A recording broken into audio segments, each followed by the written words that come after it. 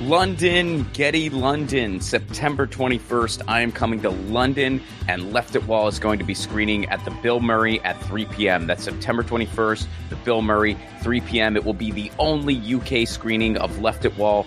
Can't wait to see you there. Grab your tickets now at romplicone.com. London, can't wait to see you again. It's been too long. romplicone.com for tickets. See you September 21st. Episode 49, Darrin Bradbury.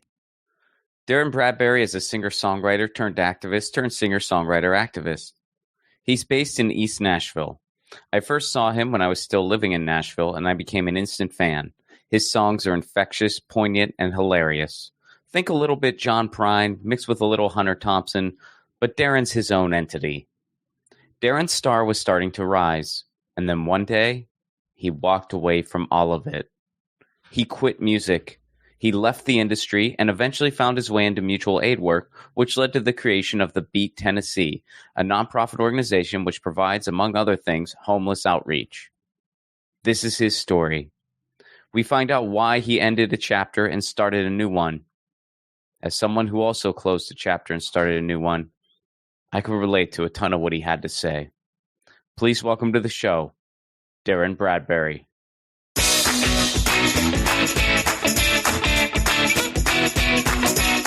Darrin Bradbury, good to see you again, man. It has been a long time.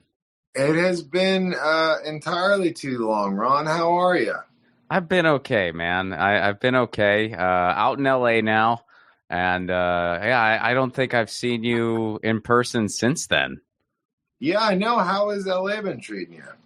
LA's all right, man. It's all right. I mean, it's got its ups and downs. I feel like anywhere these days. So let's kind of start at the beginning. I mean, I've been following you for a long time. I'm a fan of everything you're doing, which we're going to dive into a lot of it.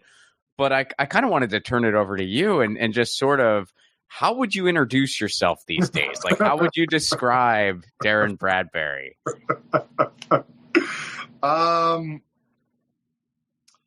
It's an interesting question. So, there are multiple ways to go through this. Number one is I'm a creature that's lived far too long, and I'm just doing what at this point it's all about what makes my heart sing, which has been in the last year and a half, working with the unhoused community here in my neighborhood of Madison, but also the Nashville greater area. I was a nationally touring songwriter for 20 years. I was signed to Anti Records for 5 years, put out 2 records. I'm an anomaly. I was a circus baby. My parents met on Randall Bros and Barnum Billy Circus. I mean, Kurt Vonnegut couldn't have wrote that. So the whole thing from inception to what will undoubtedly be death is absurd. So I just kind of continue to I don't know if something piques my interest. Like one day I woke up and I said, hey, I want to go see what I can do about my friends that are on the street. And here I am, a year and a half later with a bona fide organization that's done some pretty wild stuff, but I'm also, before this, I was hauling van seats out of the bus we just bought. So I'm the maintenance man as well. And then yesterday I was cleaning up and salvaging leftover camping goods at Bonnaroo. So, I mean, all in, all of it, I'm just, but mainly, a writer, a lover of humanity, a cynic of humanity, both. So let's go to the Beat then. Tell me all about the organization. What is the Beat? Well, the Beat is a 501c3 that was started by me and a small group of folks, I guess in 2023. But its inception was really, so I had, and I wish that I had said sabbatical, but I really, after 20 years, I had left music and I left it very happy. I got a fair shake, man, for a guy who refuses to give people choruses. I mean, I toured the world. You know what I mean? Like I'm like I got the fairest shake maybe anybody's ever got. Anti in LA spent hundreds of thousands of dollars on me that I never have to pay back, and it was too good. So I needed to be a janitor for a little while. So I quit music. I became a janitor. Was really happy, and then I started realizing in my neighborhood that there was a growing unhoused population, including one that had popped up behind my backyard. And I didn't really see, all I saw was a divide between socioeconomic classes, between neighbors, between, the unhoused and the new bourgeois, the unhoused and the working class, the unhoused and this. And I was like, I want to do something about it. So literally I just started walking around and introducing myself, getting to know friends in camps. And I spent a summer, it's a really harsh way to put it, but it was a lot like, just getting to know these folks that were living in these conditions and how they were living, and an understanding of what helps and what doesn't help, and learning along the way. And then that grew into, I never intended to go public with that. I was very happy just being anonymous. But then there kind of came a point where the demand was so high. I was working 16, 17 hours a day. I mean, somebody got bit by a dog that got loose, that was unhoused, and I was running them to the hospital. Somebody overdosed in the woods and they were afraid to call the police, so they called me. So I'm checking on who's breathing more and hauling the first one off to the hospital. And, or somebody finally decides to go to rehab. But I got not only getting them into rehab, I got to get their boyfriend into rehab too, or else they're not going to go to rehab, but the boyfriend don't want to go to rehab. So my life was spinning in a beautiful, chaotic circle. I found that there was not much help from city and local officials. And then I found the philanthropic class to be like, I don't know, just like the least kind of people I'd ever want to be around, frankly. Sorry, but then that's not entirely true. I didn't want to put it in smaller, in lighter, less offensive terms. I did not want to get involved in the government because I saw through working with these folks how much red tape that puts around me. Mm-hmm. And I didn't want to have to kiss some rich person's ass, understanding that this job sometimes requires being out at racetrack at 1 a.m. and cash apping somebody, $20 to top off their room. You know what I mean? Like, might be a long-term disdain for authority as well, which I'll cop to. But so to answer your question, I leaned back into the small but loyal fan base that I had. And I was like, look, this is what I do now. If you're interested in supporting, I'd love to educate. And then, it was sort of a cost benefit analysis in the sense of like, okay, so I can go do that. I can try to wait 3 years to get a government grant. I can try to go mingle with rich folks and prove them what I'm doing. Or I can take this opportunity and also educate, advocate, and raise the funds that I need to do the work that I do, which our ultimate goal to be the Beat is to be a self-sustaining nonprofit. I mean, we even have contracts with other nonprofits because we're sort of have the reputation of doing the dirty work. So we take those contracts, and that's the way the poor have gotten out of poverty for a long time. I mean, the Irish, the Italians, they do the work that nobody else wants to do. So, and in that process, the housing shortage was the housing crisis is so bad that I just started letting people live in my backyard and in my house. And one thing led to another. But our mission, which I realize your audience is probably wide, is that we believe that in the larger conversation of the unhoused, that, first of all, I don't think it can be solved. I think no matter what you do, there's always going to be a small percentage of the population that's disenfranchised, that is suffering and in need of social welfare. Our argument is this, or rather our point of view, is that we think it takes a hyper-localized approach. We think it's neighborhood by neighborhood. We think that you should know your outreach worker. I think it should be more like an EMT, less like, you know what I mean? More like someone that's able to respond in crises. You know, case in point, when we did a huge snow drop, we'll get to that later maybe, but and we think that it starts by building back the relationships between neighbors. And that's something that we've been able to do. I mean, we were on the cover of the Nashville Scene 3 times this year, or at least involved in. We started an entire series on Madison and what Madison's going through. And the last one we were on the cover, we have been able to get people into our circle that want to be volunteers and help. We have, you know, I've had people come up to me and say, you know, because I think this is the common thing that most folks who are in our socioeconomic bracket say is like, I'm holding my oat milk latte and I like that I have my oat milk latte, but I also, on the other hand, which is completely valid, don't understand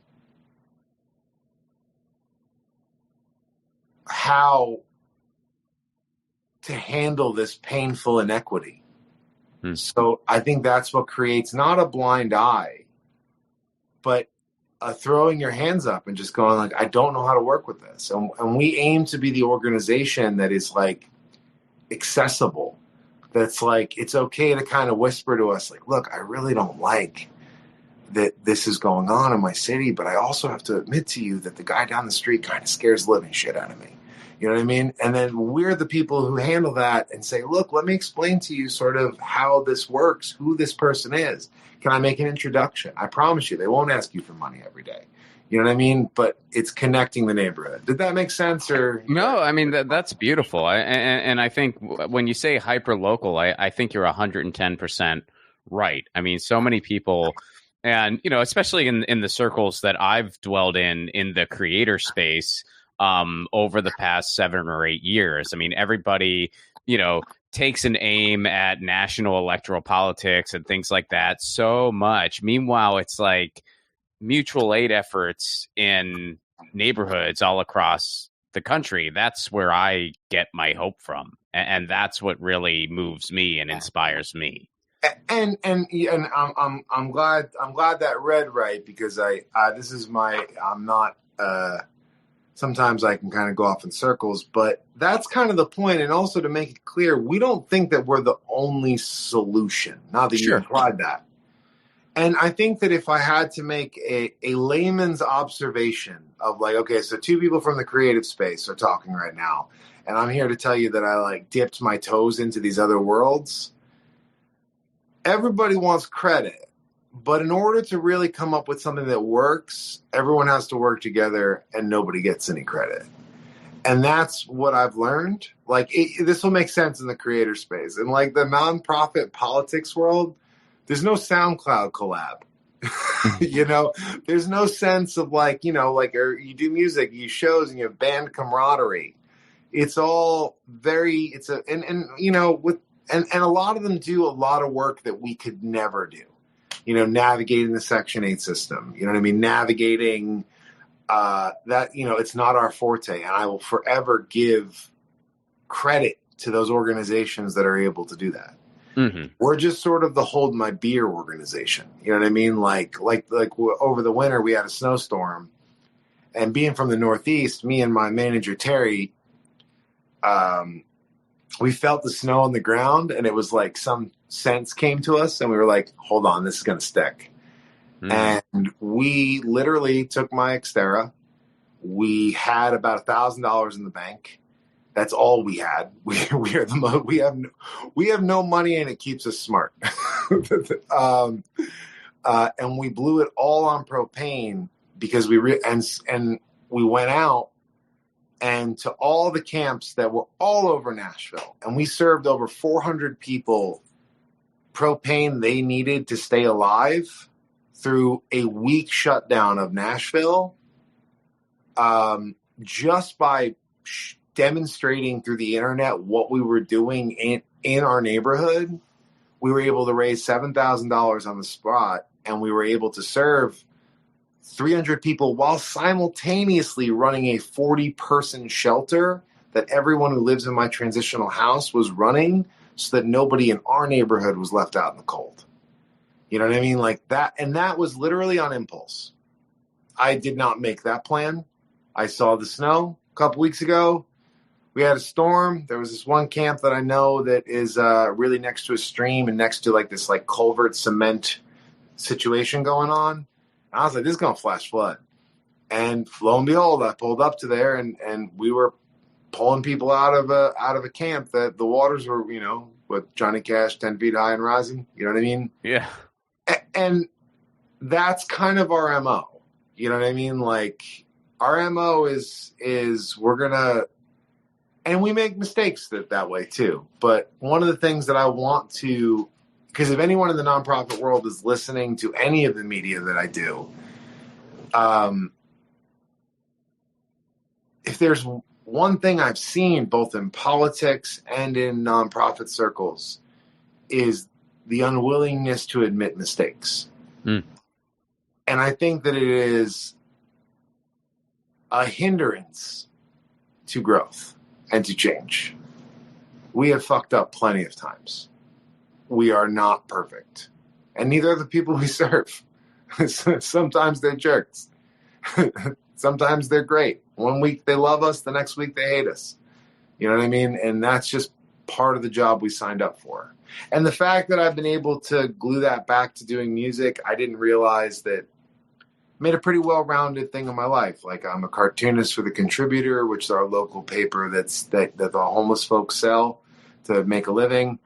I get to be a cartoonist. I get to be a songwriter again. I'm working on a column with a magazine, and I don't get paid for any of this stuff, but I get to not just be Darrin Bradbury, the songwriter, who's hoping one day to, you know, fill up a 100-cap venue in Iowa and scratch away a living. So I don't ever feel like I work.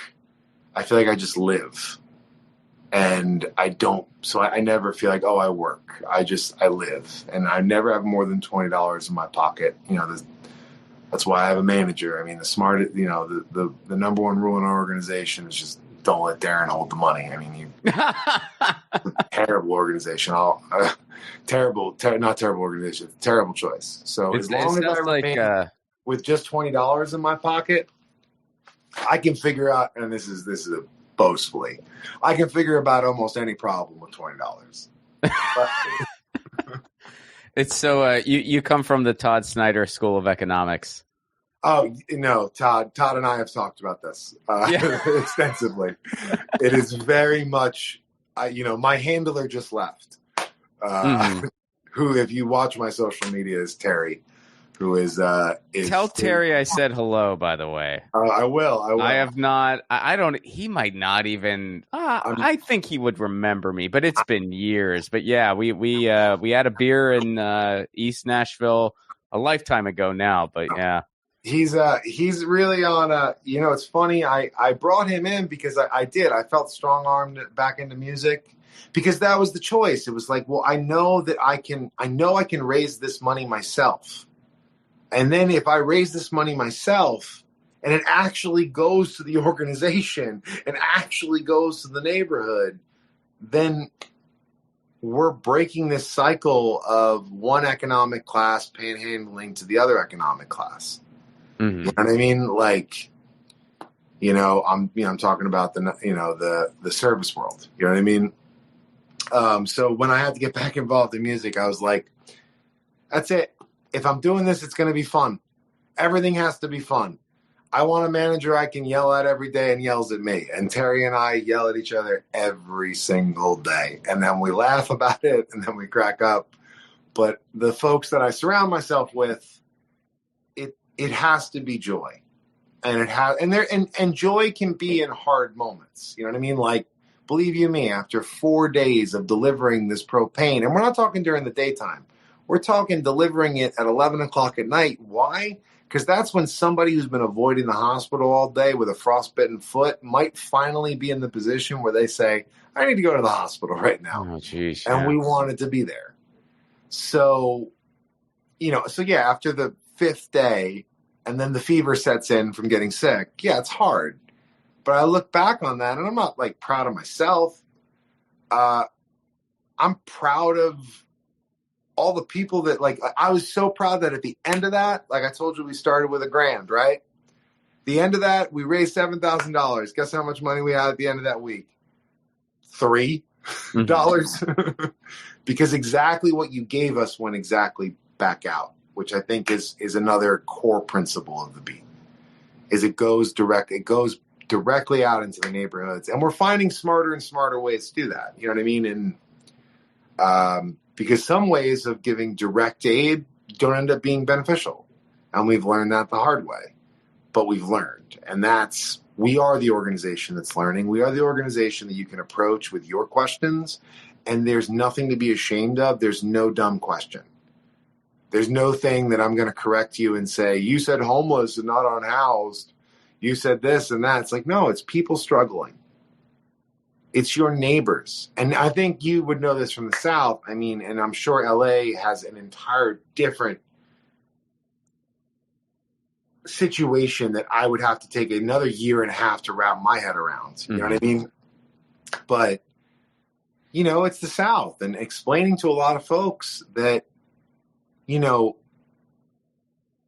homelessness. So you'll read the stats, and the stats will be like, there's only 2,000 people that are homeless in Nashville. That's not true. And I'll tell you why that's not true. Because you're not counting a couple things. You're not counting probably the 3,000 or 4,000 people that live out of their car.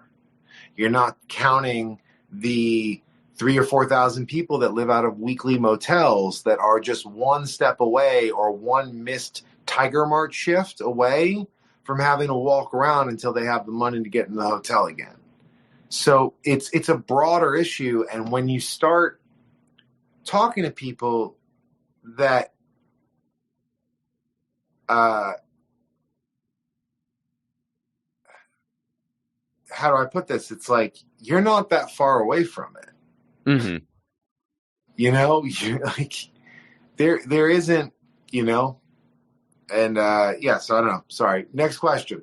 No, that's excellent. So I want to focus a little bit on you now. So kind of walk me through the process of when you chose to walk away from music. I mean, you touched on it briefly, but kind of dive into that for me. I mean, you're doing some tours, Anti Records is behind you, and you just decided I got to step back for a little bit. What kind of went into that, and then what kind of went into coming back? I hard quit, and I'm eating crow on that now. That needs to be said. I didn't just say I was stepping back for a bit. I very plainly said that I will never make or perform music again, and I will own that, because that was a mistake of mine to say and a poor choice of words.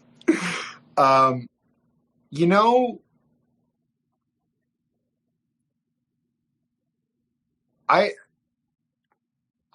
had a fair shake. I used to write compulsively. I had been writing songs since I was 8 years old. I had done the same thing every single day. The same pursuit every single day with the full fury of what I'm doing right now. You know what I mean? For 20 some odd years, touring since I was 17. I moved to Nashville living out of my car in a Walmart parking lot. You know what I mean? I played until I got a record contract. I then toured the world. I then got to meet and befriend my heroes. Like in the words of the late great John Bryan, how lucky does one guy get? And I had stopped writing songs, and to me that was an indicator. It wasn't coming naturally. There wasn't this thing I wanted to. So I looked back at the 3 official records that I've put out, and I was like, you know what? I think I made my point. I think that there's a consistent narrative of who I am as a writer. It's for time to decide whether or not that has any value beyond the moment it was created in. And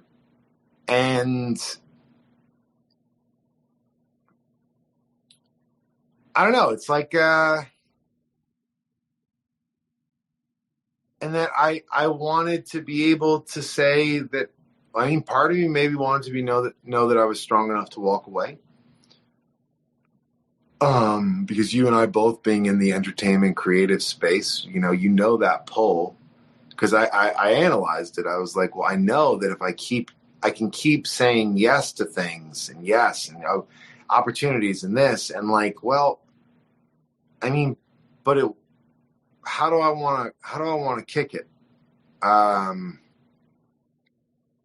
And I don't know if I had it in me for another 20 years chasing down support gigs and bar gigs to sustain, and I didn't have anything left to say. So why not just really appreciate what it was and scrub some toilets for a little while? You know what I mean? I worked at a Presbyterian church. They got me a job in facilities, and my job was to scrub toilets and set up chairs and events for little old ladies and kids and stuff like that. And nobody knew not that I was anybody, but it was removing yourself from where you're a known entity. You know what I mean? It was beautiful. It's like when I was a kid, in Jersey, you don't pump your own gas, but I worked at a gas station. And that job is, if it's not run by, if it's run by, I say, let's not put it that way. More importantly, it's usually a job for it's a very accessible job. People that just got out of jail, right? Or out of prison. It was a lower level entry job. And at, 18 or 19 years old, whenever it was, I took a job there. And I remember what it looked like when rich folks would pull up in their Mercedes Benz and they would look at me and they would assume that I must have just gotten out of jail. Because I'm not some 14-year-old kid who's shining your fenders. I'm a grown man with a beard pumping gas in your car and internalizing your assumption of me. You know what I mean? And there's a certain beauty to that. Just like there was a beauty to being at this sort of rich, swanky church that I did not belong to, and being seen as the help. Oh, that's the help. I was the only white guy on the facilities team. So not saying that I could ever know what the experience of that is, but I know what it's, I embraced it. I embraced the idea of being seen as something ultimately inconsequential and that is there to serve a full purpose beyond my identity or ego has no value in this situation. You know what I mean? Mm-hmm. Mm-hmm. You just smile and wave to the and it's happy to be here. Thanks for having me. Oh, of course I'll do that. Oh, of course, that's great. And honestly, it was a bit of a cleansing for the soul, to be honest with you. That job paid well, though. This one does not. And I felt good. It felt good to because I'd always said that if I didn't do music, I would want to do service. And to me, that made sense as service at the time. And I didn't miss it. I didn't miss any aspect of it. I will say, though, inversely, to my small but loyal fan base of people that are out there that may watch this. Well, you're talking to one of them. I know, but I mean, people see stuff on the internet. Like, I haven't said this to anybody besides Terry, but I didn't realize that there was. When I left, I thought that I was like, "Hey, you guys got the record. You got the records. You know what I mean? I'm never any farther away than your Spotify. You know what I mean? Like, it's not like, I'm not interesting to be around. And, if you know me well enough, I can be quite frustrating. You know what I mean? So you're getting the best of me. You get the best of what I was able to do with my young adult life. Here it is. Keep it, trash it. I don't care. Whatever you want. But when I came back, show business stuff, like when somebody's like coming up to you and like, oh, it's good to see you. I see the work here. I see what you're doing. Oh, that's very great. And then, like when you get like a real look from somebody's eye where they're like, I really missed you. You know what I mean? And to get that in the entertainment circle, I didn't realize that there was a, and I'm gonna squish this word, a small chasm that people seem to appreciate or seem to feel existed when I departed. And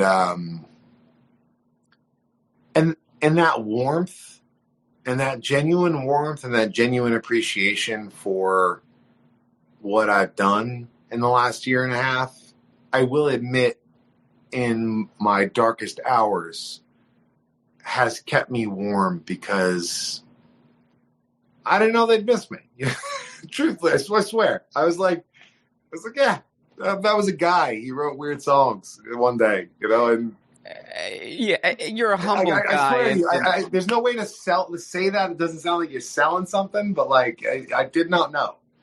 No, I get it. And just to add to that, and I know you're a humble guy, so you don't even need to respond, but you're a brilliant songwriter. Thanks. You have written some beautiful, brilliant songs that have moved a lot of people. And so, the spot that you had and still have, you earned. So there is that. I will say thank you. That really means a lot. And that does not go unnoticed or unappreciated. And, I sometimes it overwhelms me a little bit, to be honest with you, because, and then sometimes I'm going to conquer with this, is that I'll run into somebody and they'll feel like they have to say something about the work that I'm doing. Like, you know what I mean? I'm like, stop. You're good. We've known each other for a decade.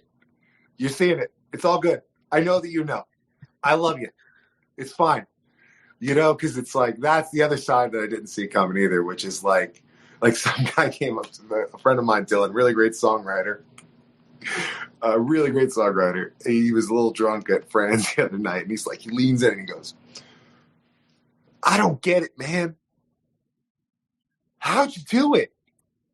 You quit. And he was drunk, mind you. And now you're fucking Mother Teresa. I'm like, he's like, what's the deal? And I was like, there was no, and I just looked at him, I was like, man. And he was saying, he's like, I love you. I love your work. I respect you as an artist. I'm not trying to be insulting. I just don't know. Like there was no plan. And the proof is in the sauce. I've never had a plan. I have literally just gone from impulse to impulse for the last 37 years. So there never was ever a plan. And the world's a better place for it, man. So, it works. It means a lot for you. I'm excited. I'm excited to.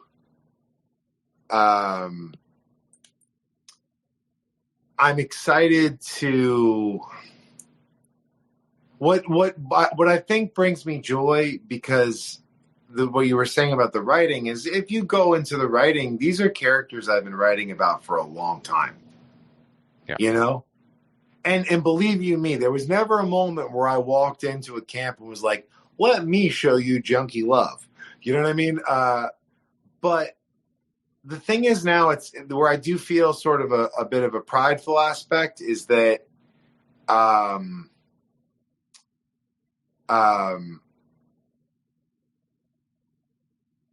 now I write about them and they're and I work with them and I do those things, and that bridge together, I'll criticize Bukowski here.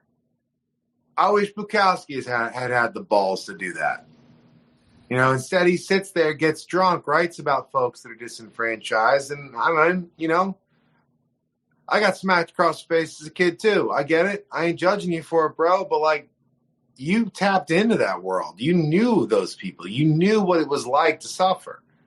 And and at the end of the day, the characters I write about are the characters that I work with and the characters that I've known all my life, and they are my life. You know what I mean? Like I'm like, they call me Pops at Hobo House. Well, that's the transitional house I have. And also, just so you get out there, it's a word that we got to reclaim, because what hobo stands for, the original thing is homeward bound. Mm-hmm. That's what hobo stands for. It's homeward bound. It's not a derogatory term. Mm-hmm.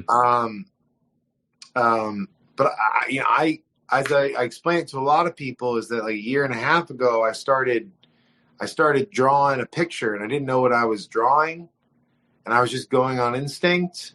And then I looked up, and oh my God, I have this like family and community and group of people that we're interdependent in the healthiest ways on one another. You know, like, you know, and for proofs in the sauce, I mean, you know, Terry just took one of our guys that just got a welding degree. He was in a camp a year ago with a needle hanging out of his arm. He graduated Lincoln Tech within that year, and he literally just got his driver's permit today. That's awesome. You know, like, we never stop working. You know what I mean? Like, because we never stop living, because we love living, and we love, well, so never, it feels like work sometimes, but it's never like, oh, you work, never, if you love what you do, you'll never work a day in your life. No, sometimes it's a huge pain in the ass, but I've punched all the clocks until they're broken. You know what I mean? I don't punch the clocks anymore, you know? Yeah. But yeah. That's incredible, man. I have a few like particular music questions I wanted to get into before we get to the theme of it. So when I first met you, I saw you at one of Tim Carroll's events, which that's, I got to have him on the show at some point. Love Tim Carroll. Should. He's a saint. Oh yeah, yeah. He's a saint. He's awesome. Loved him. And you did just sort of like a guest song suite. You did a couple songs. I enjoyed them all. The one that hit me the hardest, which I think if I would say is still my favorite song of yours, is Exile on Myrtle Beach. Love that song. And we talked about it afterwards, and then we started talking about the first Craig Finn record, and then we started talking about Springsteen, and then I knew you. And so later, when you did the stuff for Anti, I mean, I always just knew that song, you and an acoustic guitar, and you did more full band versions of that catalog. What kind of factored into those decisions? What made you decide to go that route? Okay, so in the conundrum of being, I heard someone use this term that was speaking on a podcast to diminish certain things, but I apologize for speaking of myself in the royal. But one of the big issues of being the Darrin Bradbury is that people really like the songs. They come out and see the live show, and they get really invested in it. And then they go home and they show like Talking Dogs and Atom Bombs. Like, I saw this songwriter, and like, you know, I need you. Like, it really moved me. And then you play the song Breakfast, and they're like, huh, there's so no chorus. A lot about squirrels. There's a Death Star, and it doesn't hit the same way. So. And I guess this leads into the record we just put out, but so Artvertisement for me was a lot of my material without context of the laughs that you get at the show or the banter that goes on in between doesn't necessarily hit the same way. You know what I mean? People seem to like it, but it's like, so you end up having to drag your friend to the show and be like, oh, and then they go, oh, even my label was like that. The president, Ron Anti, was behind me 100% just from hearing the recordings. And the team at Anti, which ended up being one of the best teams I ever worked with, Anti treated me so well. But for the first 6 months until they actually saw me live at Americana Fest, there was a tension of that none of them got it. Mm-hmm. They were like, oh, this is what the president wants to do, so this is the job we have to do. And then I remember it was a release of tension. Where they were like, oh, I get why Andy likes this. You know what I mean? I get why he's the president of Anti. So with the reason I made that is that I had just done a European tour. I had a very strong group of friends that were really into, like, we just had the same sense of humor. So when we made Advertisement, I wanted to make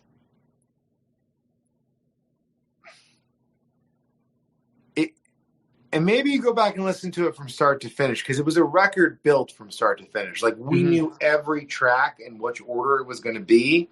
And if you listen to the way that they flow, even the keys in which they flow in, everything is a joke. So, like, the joke in that song, right, is that we didn't use a single fancy acoustic guitar on that record, except for one track. We took in Exile on Myrtle Beach during the third verse where they're in the stadium. We took the most expensive guitar in the studio, like a $10,000 Gibson guitar, and we plugged it in through a $20 flange pedal. And the entire process of making that record was a gigantic inside joke of what, like, made us laugh. And I wanted to show the thoughts that I do have musically and what moves me. Because, you know, we were talking about Craig Finn. I mean, I'm a late 90s, early 2000s indie kid. I mean, you know, I'm singing Felice Brothers to myself while walking down the street. You know, I'm listening to all of Craig Finn's material and what it is. You know, I loved John Prine just as much as I loved Modest Mouse. I loved Pavement just as much as I loved Guy Clark. I loved all of those artists. And the opportunity, and it was a choice that I made that was like, okay, I could have, with Advertisement, I could have said, oh, hey, Andy, because in contracts, you've experienced contracts. There's the big number if you're successful, and there's the little number if you're not so successful. Or if you want something that they think is going to make you successful, they'll pay for it. And then there's the little number. So I could have went like, hey, Andy, why don't we get Mike Mogus, who produced all, like, Bright Eyes' work and shit, for those who don't get it, and we'll have him produce it, and then his name will be on it, and then he can get the players that were on Lifted in the Soil, you know what I mean? And then the label's eyes might have lit up. They're like, wow, this is an artist that wants success, you know what I mean, by associating himself with, you know, heroes and idols and things like that, and building that thing. And all the guys that were on that record had been with me on every other project since right after Elmwood. So to me, principally, when we all got along, got each other, we were able to work very quickly and very efficiently while having a good time. And then I was like, you know what's a cooler story is to take the small money and pay it forward to the folks I've been working with who had been the sound engineers on all these other records, and say, hey, this is our statement. We have the opportunity to be on shelves worldwide. This is all of us as a group coming together and presenting what we think is interesting.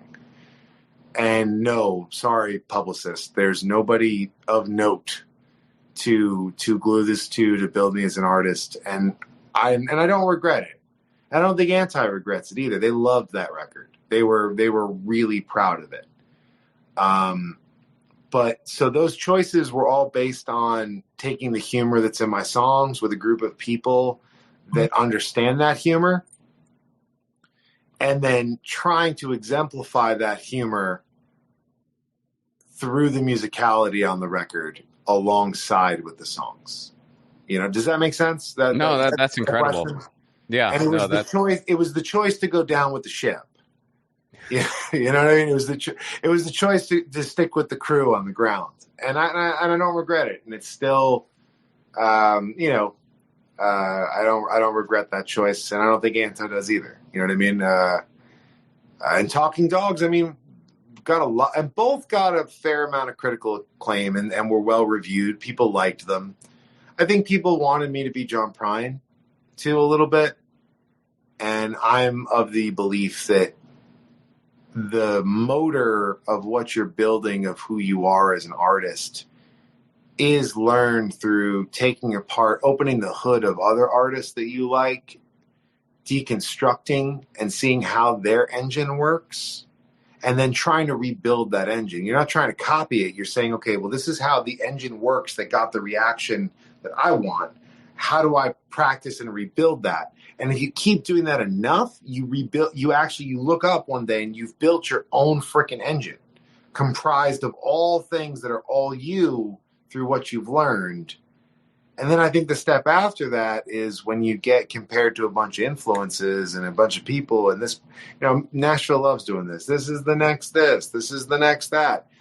I think and I said this to a friend of mine, who I had this exact conversation, who has a affinity for my work and influences his work. I said, what you have to do is fine, take apart the engine. It ain't that hard, but when you get to a certain spot with it, you have to stand on the mountain, have won the battle, and metaphorically speaking, chop my head off and throw it off the side and say, this is who I am. You know what I mean? And I think that that's an important thing, or else you end up being, it was hard. I mean, Ann Powers, quote, the rightful heir to John Prine, before he died, rest his soul. But, I had to go to therapy over that for a little bit. You know what I mean? That compliment once was really awesome. You know what I mean? Twice was still felt really good. And not that I ever didn't like being compared to John Prine, but what are you contributing if you are just if you're just replicating, mm-hmm. if you're just embodying an energy? And I feel like that's out of respect to the artist too. Because if somebody came up to me and was like, I'm really influenced by you, and then sounded nothing like me anymore, or taken it into a weird direction that I would have never taken it in, that mad respect. And I'd have respect for them while they're still figuring out how their engine is being built using other parts. Respect for the whole process. That answer that question? Absolutely. Absolutely. So what does it mean to be human?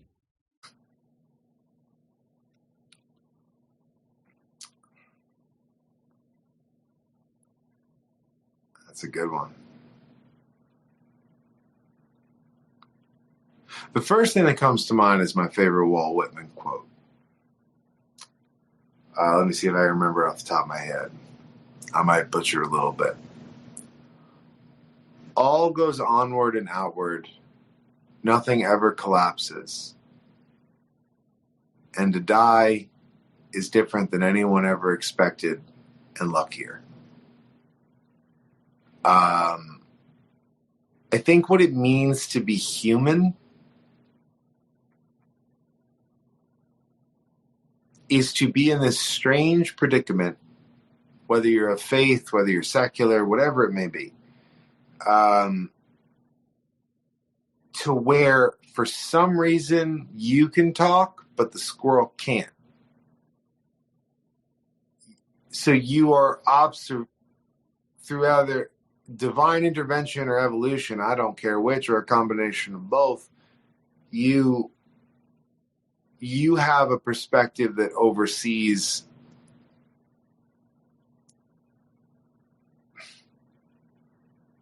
you see everything. One day a chimp stood up on its hind legs, realized that,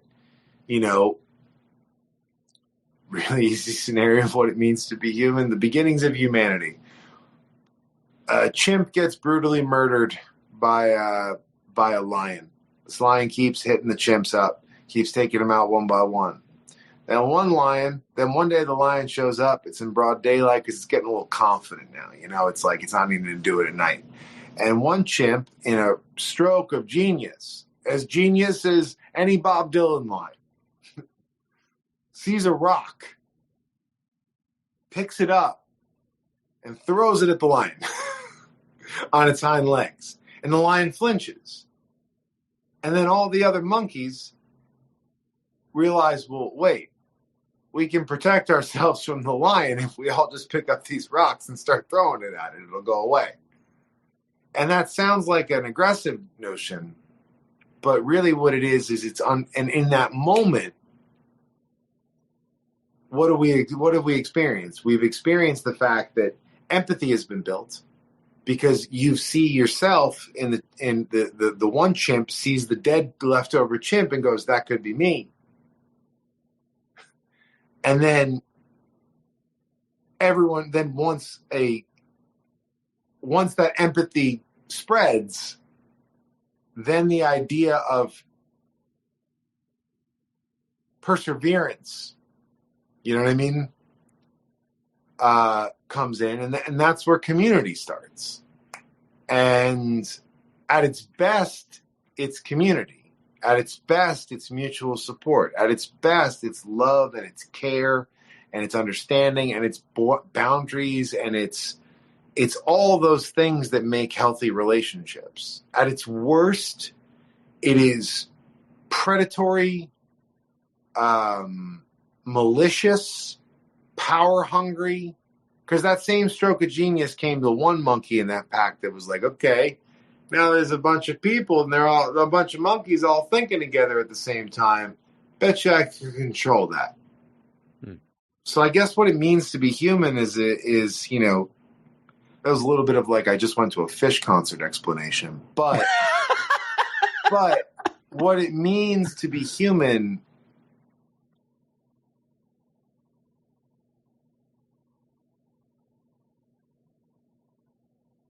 and what it means to be human in the 21st century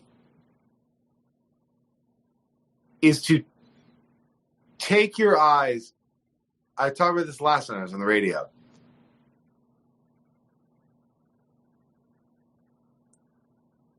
You and I are talking through an amazing tool right now. Mm-hmm. And that tool is being co-opted by people that want to be influencers. Like, why do we want to live in a world where somebody's an influencer? Why do we want something that goes viral? I mean, do we even care about language anymore? Like, the last time I went viral, I was in college. It was a bad situation. You know what I mean? Scabies. That was it. Like, who wants to be that? Why do we create a society where there's followers and influencers? And why? And then we tear people down but yet we've built an infrastructure of these like almost like Egyptian-esque style worship podiums to like, you know, these idols that are just. So what it means to be human and what I think human beings should be doing more with this very powerful tool that you and I are talking through is the only way to beat it, to beat this little bastard that kind of keeps controlling politics, that keeps controlling the way we interact with each other, that keeps dividing us, is to just speak off the cuff. Ruin the internet by just saying what you feel when you feel it in the moment and take the power back and realize that this well-curated world that we live in is the antithesis of what it means to be human because it's literally the beginnings of technology becoming an internal part of the human psyche that ought not be there. It needs to be tamed. And then the other thing I could say about being human is okay. I've given 3 answers to this question, and I'm not sure which one's the right one or the best one, but I'll say the third one's a challenge. You go out there. You drive down the street. Don't put yourself in danger. Don't put yourself in a risky situation. Don't go walking down Skid Row. But next time you see someone on the corner, and if you say to yourself, you know what, I got 30 minutes. Go to the convenience store. Buy a couple Mountain Dews. Maybe a corn dog or something or whatever they sell out there. And just say like, hey, I got no money for you, but I want to introduce myself. My name is Darrin. I bought you this Mountain Dew and this corn dog. Do you want to like talk for a minute? I can't change your life, but I can take the moment. I can see you. I can see you as you're standing out there, and I can listen. And I guarantee you, if you do that, the part of what it means to be human that is unfathomable, indescribable, will reveal itself to you. Because it will take you out of your own bullshit and it will put it into perspective again. Yeah. That's the best answers I got. Though you got 3, and that's my best attempt at a question I didn't really know how to answer. That's a beautiful answer. That is a beautiful answer. So in closing here, and I do recognize the slight hypocrisy in me asking you this based on some of your answer, but it is the world we're living in. Where can people go to learn more about the beat, about you? Tell people where they can go. Hey, so first of all, we are on tour with American Aquarium, big Americana act, for a week in September. So if we're hitting one of your cities, come introduce yourself. I'll be bringing folks from Hobo House with me. We'll have a good time. You come to LA? Eventually, I'll make it out there. Touring with but yes, I eventually will. I've always wanted to live in LA. Big Randy Newman fan. But you can go to our website, thebtn.org. But really, right now, as we're just sort of building as we go, you can follow me on Instagram, but you don't follow me. And you can message me, and I do my best to get back to any messages. If you want to talk about a family member that you've bared witness to experiencing addiction, if you want to talk about somebody that's down the street, how you can help them, happy to talk to you about it. And we can connect through there. And there's nothing to be ashamed of. We are in an unprecedented crisis, and there's no right way to talk about it. It's just painful. It's painful to see that many people suffer. And now is the time to break down the wall between us and them. Because here, for all you creatives out there, it's going to be a little bit of a pot shot. Here's the deal. This isn't everybody. I'm not doing broad strokes here. But which side of Les Mis are you really on? Because there's a lot of people out there, and I'm not saying it's you. There's a lot of people who think they're on the Jean Valjean side. But you know what? The lady at the Tiger Mart that is hard for you to look at, maybe, or the lady on the street corner, or the person that's the tradesperson working the job that's up on the telephone pole. I mean, because you and I both are probably a part of a generation that knows nothing about that too much about fixing HVACs or whatnot. I hate to break it to you, but that's the proletariat. And the thing is you and I might not like where they stand or what they think what they believe. And that's a whole separate conversation of why that demographic falls for guys like Donald Trump, falls for conspiracy theories. But they are the proletariat. They are the working class. And I believe we have and there's nothing wrong with being part of the creative class. It's a beautiful thing. But it is of my opinion that we have a moral obligation to do what we can and what's within arm's reach. If you can easily do something to make somebody's day better without disrupting too much of your own, you're already doing more than 95% of America. Handing someone a cold drink on a hot day is doing more than most people do every single day.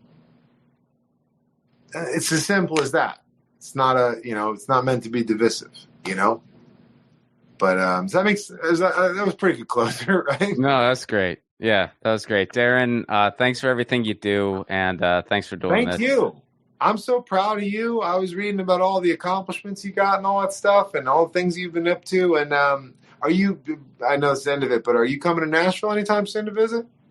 Hopefully soon, man. It's been a while. I haven't been there since about 2018, and I miss it. So hopefully soon. We run a weekly show at Fran's Eastside Tavern that's literally just so I can watch my friends play. It's every Wednesday night. We call it Fran's Old Opry.